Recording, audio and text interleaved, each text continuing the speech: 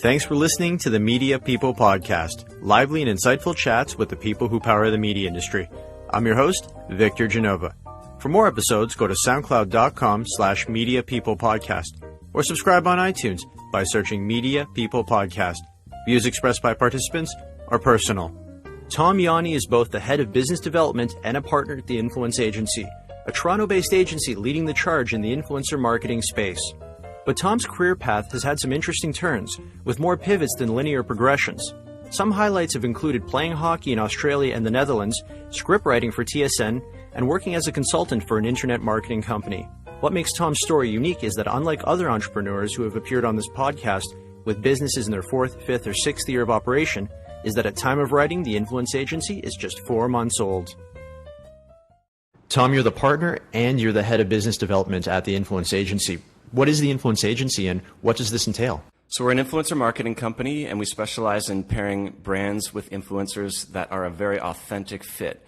So making sure that we have people that are speaking to the right communities, that are producing content that will resonate within that communities. And we like to think of ourselves as sort of the Trojan horse of advertising, where it doesn't even feel like advertising at all. That when you line people up, right influencer, right brand, right content, right platform, that when you do it like that, it really is just great content being received by people that are receptive to it. Let's go back to the beginning. Where are you from? I'm from Oakville, Ontario. Were you born and raised there? I was born and raised in Oakville, yes. Tell us a little bit about your time growing up in Oakville. What was your family like? So my dad is from a family of 15. Wait, did you say 15? 15. 15 brothers and sisters. Ukrainian immigrants that came over pre-World War I, or pre-World War II, I should say, actually. So yeah, 15. My mom's from a family of 6, both from Sudbury. They have a bit of an interesting story, but that's an aside. I could leave that for another day. Okay, but your dad from the family of 15, though, where is he in that totem pole? He is the 5th. The 5th? The 5th. Oh, wow. Yeah. So he looked after another 10 brothers and sisters? I don't know how they did it. I honestly don't know. And the house that they grew up in was tiny. My grandfather was, he worked in Inco, which is just kind of a mine up north, and my grandma was just taking care of the kids. Small home. It's shocking that they all survived, they made it through, that they're all healthy and doing well, but yeah, pretty incredible. Tell us a bit about life growing up in Oakville. Like, what were your interests? Sports was really my thing growing up. So my parents settled in Oakville because my mom was a child psychologist on the Dufferin Peel School Board, and that's just kind of where they found a good place to grow up. I've had the same group of friends for over 20 years. I met most of my best friends in grade 2, 3, 4, 5, and 6, almost all in grade school, a bunch in middle school, but kind of the same group of 8, 9 guys that we've been tight since then. And so I've been really blessed. I have awesome parents. I've got a sister who's great. I've had that good group of friends. Oakville wasn't quite the same back then as it is today. I know nowadays it's really known as a real affluent community. I mean, my family's one generation removed from poverty. We did fine. I never was left wanting, but certainly not the Oakville that it is today. But it was a great place to grow up, and it's one of those places where there's maybe not so much to do all the time. Oakville is not Toronto. It's not a place where there's a whole lot going on, but it's probably the best things. Suburbia, I mean, exactly. Shopping malls, schools, and subdivisions, that's what it's known for. Yeah. But your father was an entrepreneur, wasn't he? Yeah, he was a little bit. So he followed my mom. My mom, funny enough, my dad is 2 years younger than my mom. He failed grade 4 for telling the teacher to F off, and that's my awesome. mom skipped grade 5 because she's too smart for her own good. And there was a 4-year age gap. My dad met my mom while they were at the University of Windsor. He was an undergrad. She was a PhD, so he ended up following her. So it worked out for your dad anyways. It did, yeah. No, it worked out well for him. He actually started as a janitor at a local business in Oakville, just finding temp work while my mom got on with the school board. And he started working with Community Living Oakville. And he ended up creating a company through that called Best Pack, which was a packaging company, and he built that up into a $6 million a year business over the course of about 30 years. So he went from being a janitor to running the show there, and I was on his hip the whole time, and that was really kind of my first introduction to business and business development and relationship building and understanding how to be good to people. The one thing that my dad really taught me is that he was always good to people, whether it was somebody at the very top or at the very bottom. He treated everybody equally, and I I admired that. So no pun intended, he influenced you. He did, very much He was the so. first entrepreneur that Yes. you looked up to then, wasn't it? Absolutely, for sure. Tell me about your Uncle Doug, though. Yeah, so my Uncle Doug moved to Europe in 1977 to play hockey overseas, and he ended up meeting his wife there. He stayed over there. He's been the coach of the Dutch national team. He's coached in the German Bundesliga. He's coached in the Austrian Elite League. That's where he is right now. He's coached in the Swiss A-League. He's been in Italy. He's coached all throughout Europe, and I've had a really keen appreciation for hockey at that level. I think people now are starting to understand, even with a guy like Austin Matthews playing in the A-League, coming to the NHL, scoring 40 goals. People know that these leagues are good, but I've kind of known this my whole life. We used to go over there every summer. I'd get an opportunity to kind of train a little bit with some of the players that were doing off-season training. And just seeing the life that he built for himself as somebody that went to Europe with nothing and what he's done was really, really inspiring, and definitely kind of showed me what was possible if you're really, really committed to your craft. Really quickly, is the style of hockey that much different there? Like you said, you did a bit of training over there. When you went there, did you kind of have to hit the reset button? It's different for sure because of the big ice surface. In North America, the style of game is to eliminate people. You win battles. In Europe, it's about containing. It's about if you overcommit, then you're going to throw off your gaps and your angles, and you'll get beat that way. So that's why Europeans are often accused of being, at least in the past, not as physical with their play, but it's really because of the style of game that they grew up playing. You're trying to contain people rather than really take them out of the play. Oh, Canada. Yes. Just take them into the boards. What was your first job?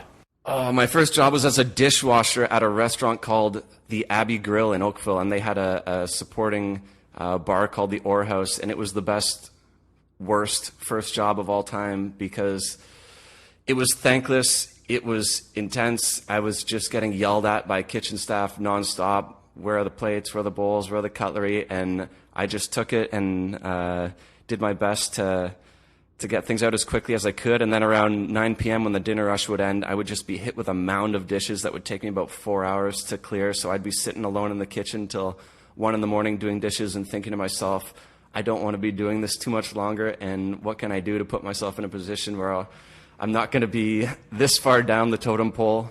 So it was very humbling, and I think that was good for a first job. But it was a tough one. No, I concur with that because my first gig was in fast food. Yeah. I think I lasted 3 shifts, and I remember that's what it taught me was I don't want to do this forever. Yeah. And I remember because you probably had some full-time people that you worked alongside, and you looked at them and probably said, these guys come in and they do this for 40, 44 hours plus per week. This is their life. Yeah, and you could sort of see that there's a little bit of regret in their eye maybe that that's not really how they drew it up when they were kids. Yeah, because as you get older, it's harder to get away from that. Exactly, yeah.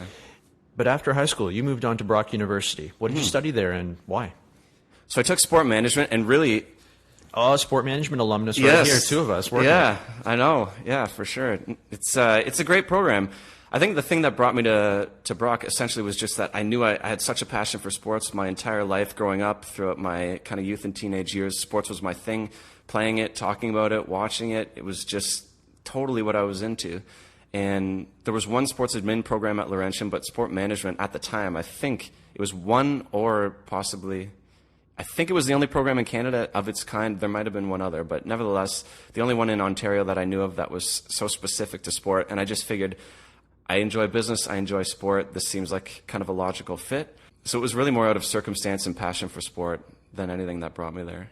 But unlike a lot of people who jump right into the workforce, you did something different. You packed a suitcase, and where did you go after graduation? Yeah, I went to Australia. Even while I was in that program at Brock, I had no idea what I was going to do. Like, nothing whatsoever. I knew some people that immediately decided to start working, and I just figured, I don't know why I would do that. I don't even know what I want to do. I don't want to jump into something and then get stuck and then look back and say, like, I didn't take enough time to evaluate my options here. So, and I was still really into hockey. I was playing junior hockey at the time, and I'd been 1 year removed from my last year of junior, but I still had a passion to play. So I'd found out about a guy that had gone over to Australia to play, and I thought, Australia, what's that all about? I talked to a guy that was the president of the Melbourne Ice, and he said, yeah, we're kind of partway through training camp right now. We got about a month to go. If you get down here, we'll take a look. The way that I looked at it was, if I go there and make it, awesome. I'll get to travel around for free, and I'll get some kind of free stuff along the way. This was sort of a semi-pro league at the time. It's evolved a lot since then. And then if I don't make it, well, what the hell? I'll just kind of travel anyways, which is something that I wanted to do. So I went there on a whim. I booked a ticket, and I showed up, and I made the team, and it ended up being kind of one of the better experiences of my life, for sure. So you were playing on the team then? Yeah. How did you find that opportunity? Like you said that you had met the coach or the manager. How'd you get in touch with them or even seek out that opportunity? 2 years prior, part of the sport management program was there's an internship that you have to do. And I had done my internship with the Dusseldorf Metro Stars in Germany, which I was put in touch through my uncle, who at the time was coaching the Iserlohn Roosters, also in Germany. So the guy's name was Lance Nethery. He lives in Burlington. He introduced me to a lot of different people. And along the way, it's a very small community, the hockey community. So you kind of meet people that have played in different areas. I met a guy that was coaching in Australia, and then I met somebody that was playing there, and then I found out about the league. And at the time it was evolving, kind of new. The level of play is kind of like you'd beat a bad OHL team. That's kind of like the level of play over there. So I knew I had a pretty good chance to cut it and to be good enough. What was it like, though, being a hockey player in a country where hockey isn't even the number 3 or 4 sport? Like, you probably had to call it ice hockey, right? Because they're so used to field hockey being hockey over there. Yeah, good for you for knowing that, too, because it's 100%. That's true. Like, did you go out into the community and do a lot of events where you weren't just selling the team or selling I was so involved. The games, but, like, you had to kind of educate them on hockey? Yeah, big time. So here's the funny part.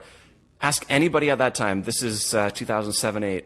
Anybody I spoke to, what got you into ice hockey? Mighty Ducks. Everyone, Mighty Ducks, Mighty Ducks. That's literally a good point. The Mighty Ducks movie is the reason why hockey exists over there. At the time, so Melbourne's in the state of Victoria, which is, I don't know the population, but millions. They only had one rink, and it was outside the city in a place called Oakley. So the hockey community was very small. Tough to get equipment there because of shipping, and nobody was really selling it. There was so you're only paying one a premium store. for it, importing Big time, yeah. So I actually, I started working at that one hockey store in Melbourne. I coached a team called the Melbourne Demons, which was a local youth team. I coached the Victorian State Under-18 team. We actually won the national championship that year. And then I played for the local team, which was also the senior version of the Melbourne Demons. And then I played for the Melbourne Ice. So I was playing on 2 teams, coaching on 2 teams. I actually worked with a guy that was trying to build a new arena within the city, and we also imported about $25,000 worth of equipment to spread throughout the community at kind of a discounted rate. I found some good deals online, and we imported a bunch of stuff. So I was involved in hockey at kind of all levels of youth and in their version of professional hockey, and then even just in terms of development of the sport itself. After Australia, where did you go? Did you continue your travels? Yeah, so while I was in Australia, I had met a guy named Mike Pellegrims while I was doing that internship with the Dusseldorf Metro Stars, who's from Belgium. And he is the all-time points leader in the German Ice Hockey League. And he has connections to the Dutch League, so he put me in touch with a team in Holland. And I came back home from Australia for about 3 weeks, packed my stuff, and went back to Holland and ended up playing for a team called the Nijmegen Devils. The Nijmegen Devils. The Nijmegen Devils. How close were they to, say, Amsterdam, Rotterdam, Utrecht? Everything is close in Holland. That's the thing. I remember one time we were going on a road trip, and the Dutch guys were like, "Oh, this is a long one. We're going all the way to the north." I said, "How far is that?" They go, 2 hours. I'm like, 2 hours? 2 hours gets you to Barrie in Ontario. Like, it was one thing that I realized there is how vast Canada is. Everything in Holland is tightly packed. You could probably fit all of the Netherlands in just southern Ontario alone. Yeah, that's right, for sure. And after Holland, did you come back to Canada? Did you go anywhere else? So after Holland, I decided to try to play. Here was the game plan. I figured I want to go and play a year of pro in an American hockey league, because if you play a year in North America of pro, then you can make a lot more money in Europe. My idea was to go either to at the time, the CHL or the SPHL and play 1 year and then come back to Europe and hopefully command a little bit more money. So when I got to, at this point, just kind of side note, I'd been dealing with a recurring shoulder injury, so I went to training camp with the Richmond Renegades. By the way, the Southern Professional Hockey League at the time, I'm not sure if it's still this way, but very, very tough league. They had a 7-fight rule. We had one game. Wait, did you say a 7-fight rule? Yeah. So you fight 7 times and then you're expelled or kicked out of the league? So it was for a team. If there was more than 7 fights in a game, there was a fine. They actually had to make a rule for this. Yeah, in one game. Oh, God, I thought you meant like one person for the entire season couldn't be in more than 7 fights. No, one game, with the team. So I remember our coach coming in after the second period one game. It was our third game in 3 nights in 3 different states. We had played in Richmond, Virginia, then we had played in Washington, and then we had gone down to Knoxville, Tennessee. And I think the team was called the Fire Ants. I could be wrong about... No, that was Fayetteville. Anyways, minor league hockey has such wonderful names. So after the second period, there had already been 7 fights in the game, and our coach comes in. He's like, "Boys, we're on the road. No more fighting this game. I don't want to pay any fines for you guys." I was like, "What is this? 7 fights?" I remember when I was driving on the bus back from that game, 3 games in 3 nights, and we had been doing 2-a-days prior to that for 2 weeks. My body was busted up. My right shoulder, I had a recurring...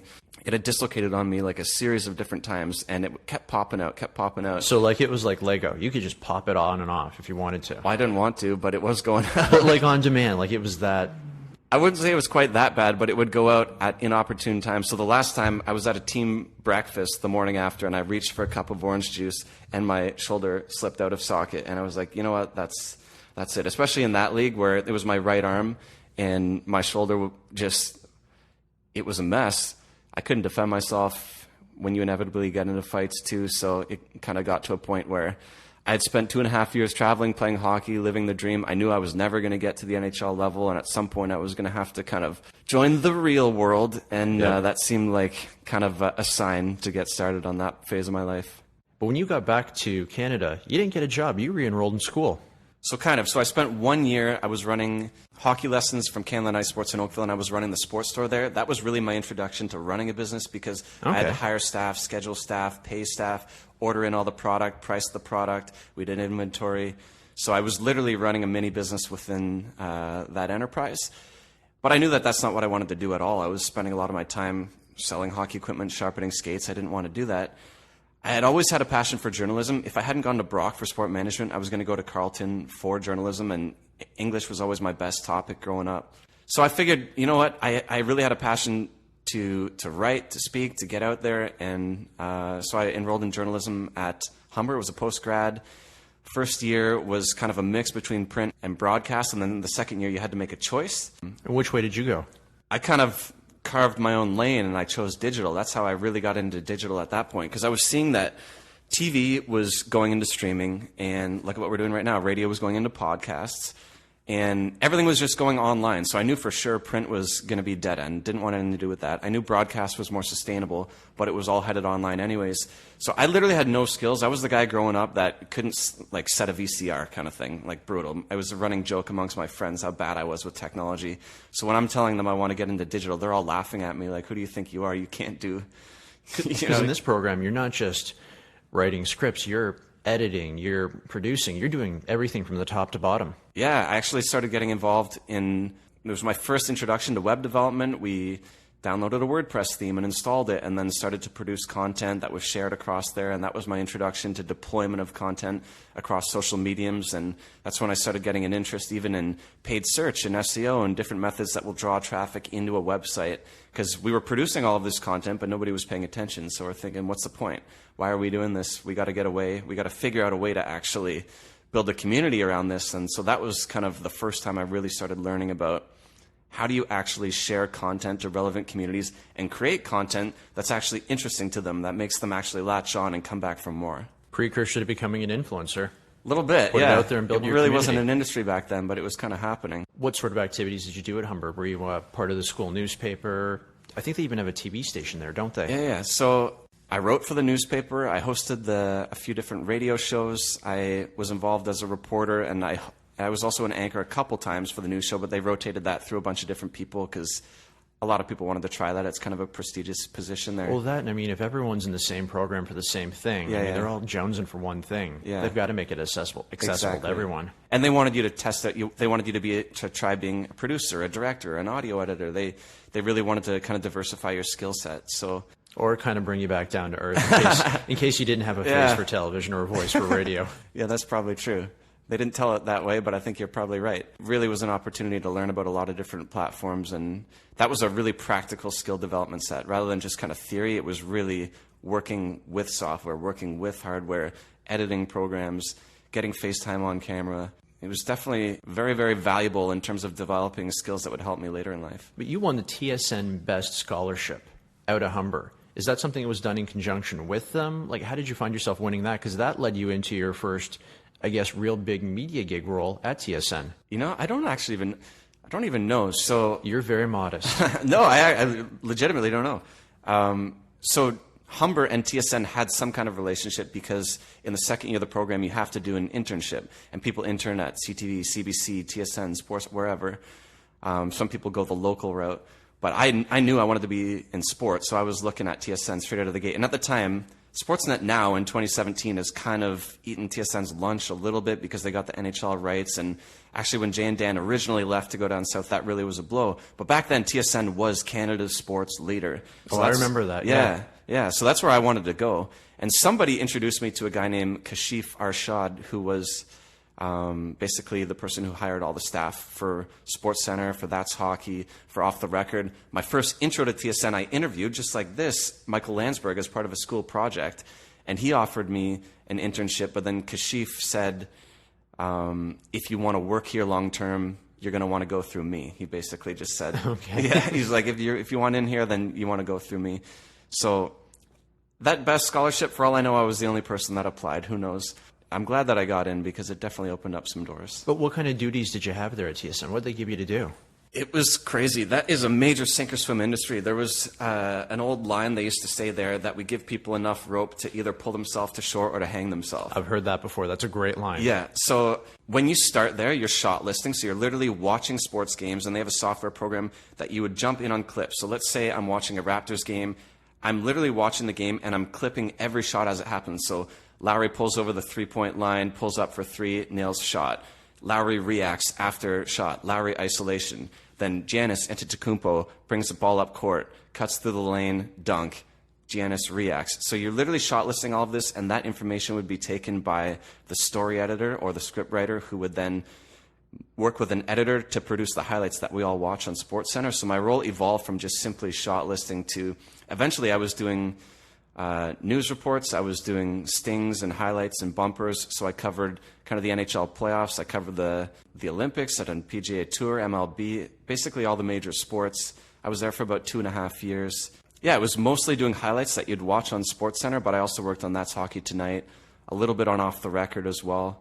And I would do news reports. So let's say Connor McDavid just signs his new 8-year deal, then I would have to put together the report from Jermaine Franklin or from whoever. Were you writing scripts too for the actual on-air talent? Yeah. So a lot of times people think that the guys on air are just like riffing. No, they're not. They're not at all. So basically what happens is the script that they're handed has timing on the left that says how long each clip is, and then there's a corresponding piece of copy that they read that lines up perfectly. So when we cut highlights, we get the shot list, we write the script to basically map out what is happening over that shot. We hand it to an editor who produces it.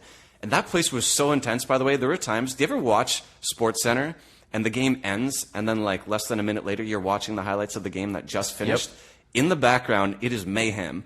Like there's times in there where I would be wrapping up with an editor who's buffering out the video like 1 minute before we're going live to air, and then I got to run a cut sheet to the production room and the script to the on-air talent. Like Dutchie's on set, I got to get it to him right away.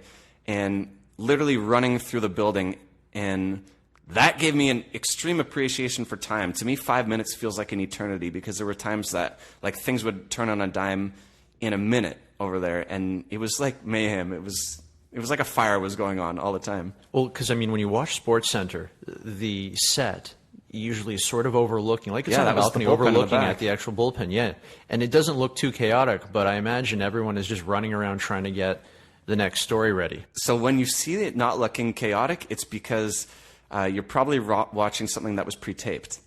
Okay. So when you're watching live shows, they're not always live. Usually 6 p.m. is live, and you'll see a couple people running because those are the guys that are, let's say there's a story in Vancouver, and the reporter out there doesn't have the same appreciation for the show starting in 10 minutes that you do because he's just feeding his material, but you've got to actually package it and get it out. So you're going to see a couple people running around 6.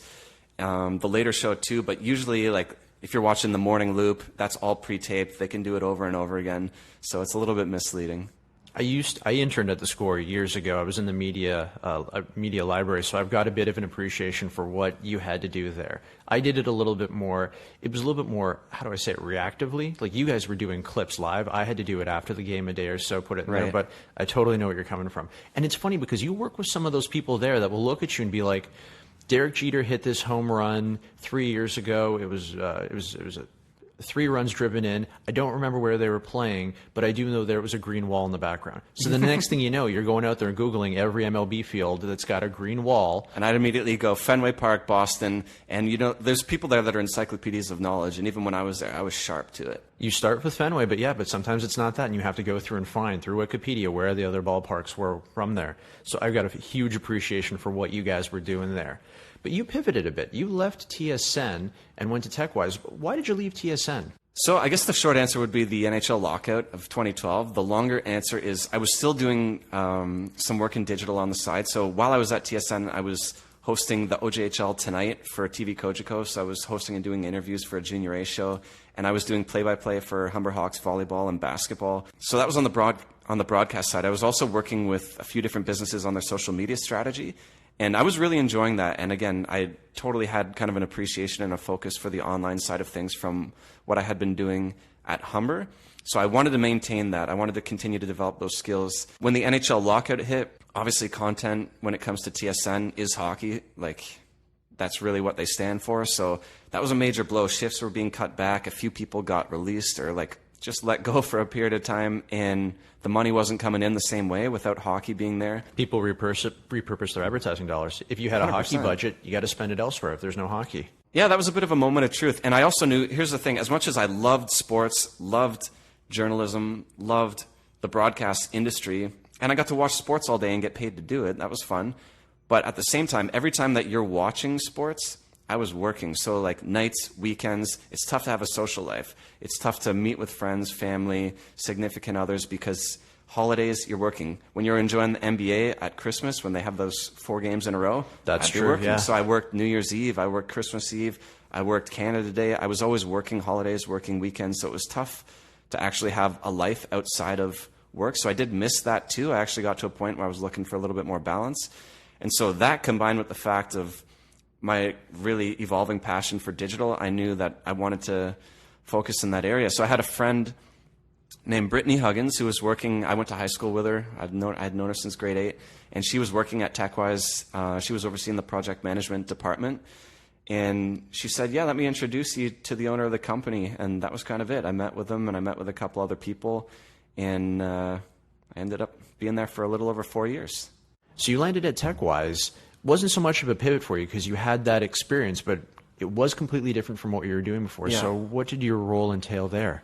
Yeah, so I started off as just a sales rep, kind of a little bit at the bottom. It was just work on the phones, literally starting from scratch. So my dad was a salesman and a businessman, and I was on his hip kind of my whole life. So that wasn't new to me, but it was definitely the first time I was working in sales, in digital specifically. Like I'd been doing jobs before in digital. I'd been accustomed to kind of digital marketing, but not just cold calling businesses. So that was really kind of the first 6 months. I was literally just cold calling businesses and trying to pitch them on websites, on SEO, on paid search, on social advertising, content development, on putting proper tracking in place to really understand how the site and their marketing efforts are working.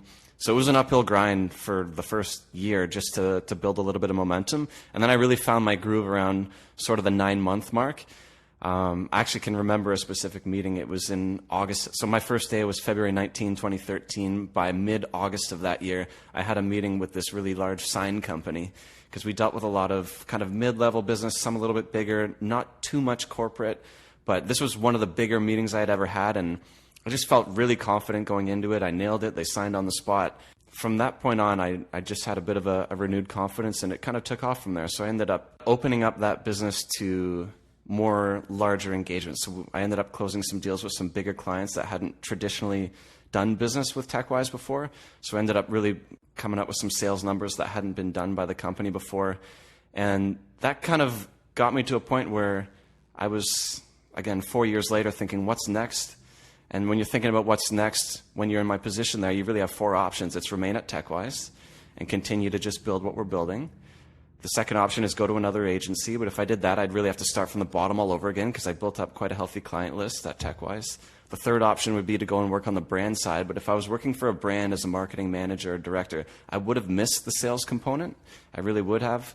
And I also don't like, in terms of compensation, I enjoy the idea of making whatever I get. I don't like being capped. I just like the idea of if you're good enough and if you can actually bring value to people and produce good work, then you'll get more of it and you'll make more money. And if you don't, then you're going to flame out. I like that. The eat what you kill mentality. Yeah, I really enjoy that.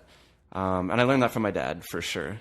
And then the fourth option was to go and start something for myself. So obviously that's the riskiest of the four options. But then it kind of got to a point where I was thinking, is it? It seems to me it might be riskier to not take that supposed risk because, look, who knows how long we're here for? We all get one shot at this life. Am I going to look back however long from now and say, I regret trying to go and build something for myself? No, I will always be proud of giving it that shot. And then you look a little bit deeper, you start thinking, all right, aside from having a drive to go and try and work it for yourself, what's actually happening in the marketplace and what are the opportunities that are available? And then you look at the influencer industry. The United States is about 2 years ahead of us. If you look down there, it is blowing up. It's huge. And you look at that as a precursor of where we're headed for sure. Canada is way behind. Then you start looking at the opportunities available for influencer marketing in Toronto, and there's only a handful of companies here. It's not like we're flush with millions of influencer marketing companies. It's usually PR companies or communication companies that source influencers, or there's brands that are just going to influencers directly, but there's not necessarily a real strong structure and strategy behind it, and I don't think people were reporting on it as they should. It was like, we need somebody that, we're looking to reach 1 million people, so this influencer has 1 million, there you go. But really, maybe that 1 million people, maybe 500,000 of them are living in Russia or China. Are you actually paying attention to the community of that influencer? Are you actually looking at, is it male, is it female, how old are they, what are their brand affinities? People weren't doing this stuff. And from an influencer's perspective, they were craving some structure too because they're not business or marketing people. Most of them just produce awesome content, and that's what they do. And so they don't want to negotiate deals. They don't want to create work-back schedules and framework out different content deployment schedules with brand managers and directors. That's not what they do. They just produce content. So if we can come in and provide some structure and say, we're going to facilitate the deal, we're going to project manage and account manage this, we're going to report on all of the metrics, we're going to provide you with some really valuable insights that will guide future decisions and campaigns. It's good for the brand, it's good for the influencer, and there's not that many people in this market doing it. So we saw that as a real opportunity to get into the game. You're obviously very bullish about it, though. Yeah. But a lot of people are also pessimistic. When you're going out and pitching influencers, it's not the same as search engine optimization, which when you were doing it was already a very established tool or method. Do you bump into a lot of people that are kind of pessimistic about it, or are they more or less on board with what you're saying? A little bit of both. So there's definitely some people that think influencer marketing is a fad, or that they haven't had the best experience with it. But the truth is this. Here's just the fundamental truth that's indisputable. Influencer marketing is as old as time. It's just going under a different name. It's celebrity endorsement. The real question is, what are celebrities nowadays?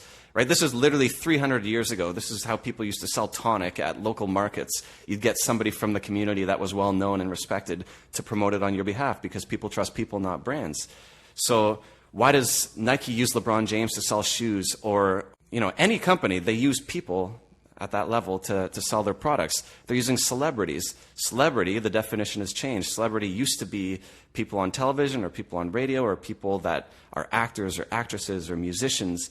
And so we used to rely on sort of the traditional gatekeepers of media to provide us with our stars. And nowadays we're selecting our own stars because we go to these social platforms and we decide who we're interested in. So the definition of celebrity has changed, and now celebrity endorsements have transitioned to influencer marketing. But if you think influencer marketing is not going to work, you're really betting on people not being interested in people. You're betting on the oldest form of advertising not working.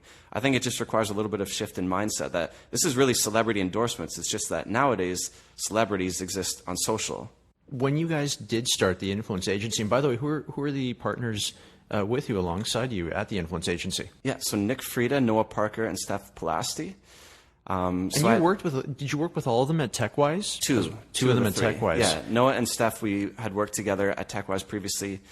Noah, he's incredibly strong when it comes to analytics and account management and reporting on data. He actually did a job for the LCBO for quite some time.